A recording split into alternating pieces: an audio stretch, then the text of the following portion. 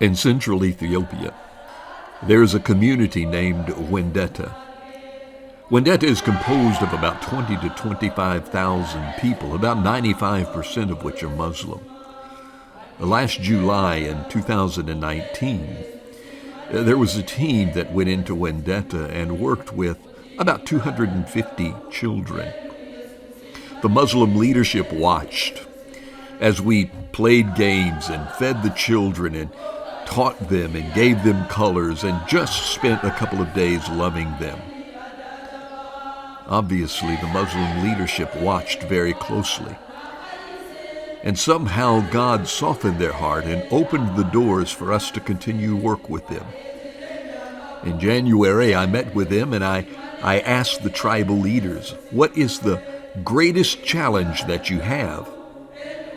And they said, we need clean water. Clean water, drinkable water, is about 2.5 to 3 miles away. And there are donkey carts, kids that haul yellow jugs, and they walk for 2.5 to 3 miles to get to the nearest, cleanest water. The lack of clean water in this community leads to diarrhea and dysentery, a guinea worm disease, and about 80% of the illnesses in the community are linked to poor water and sanitation issues. We found out that we can run a pipe about 2.5 to 3 miles away and tie it into a water mains that runs from one village to the other. The village gave us about 3/4 of an acre of land to be able to build these water stations where people could come. They gave us the land. We're going to build for extension. But the cost of this water project is not cheap. The cost of the materials and the cost of tying into the pipe is about $15,000. What the community is going to do is they're going to have to dig a trench. They're going to dig a trench about 1 meter deep to run 2.5 miles of pipe.